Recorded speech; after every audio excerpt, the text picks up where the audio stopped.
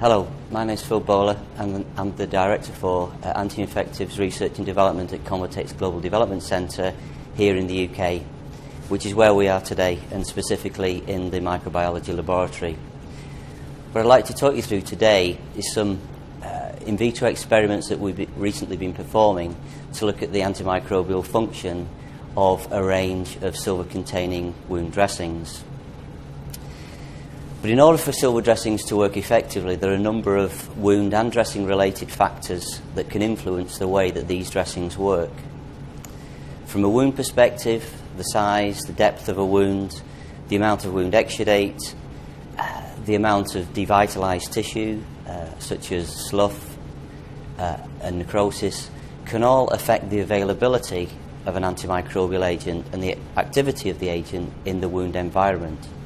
From a dressing perspective, factors such as the concentration of the antimicrobial agent, but also the availability of the agent to the wound environment.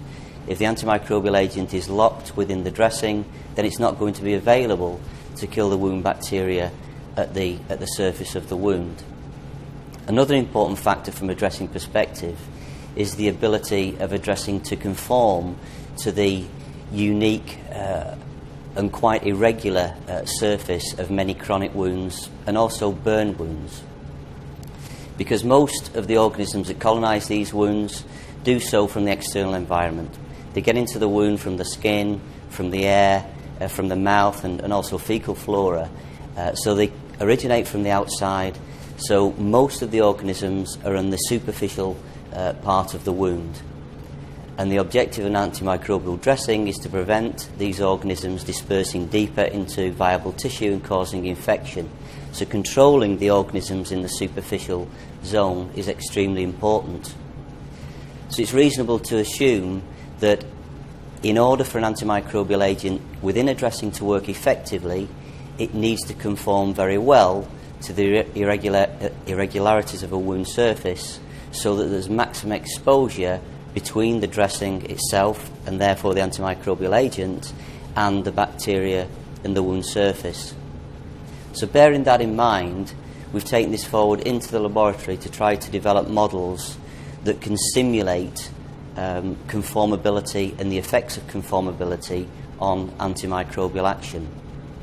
So what I'd like to do now is hand it over to my assistant, Sam Jones, who's going to talk you through the methodology that we devised to look at these properties of dressings and talk you through some of our results.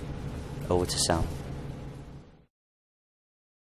Thanks, Phil. I'm just now going to talk to you about the laboratory model that we've recently developed to demonstrate the importance of dressing conformability on antimicrobial activity. So I'll just go through several stages, and basically the model starts off by just pouring a standard agar plate. This is tryptone soy agar, 80 ml volume into 140 ml Petri dish. You allow that to solidify, and I've got one here ready. What we do then is to create an indentation within the centre of the plate. We take two pieces of gauze, different sized gauzes, a 4x4 and a 5x5, and we place the 4x4 gauze in the centre of the plate, push it down,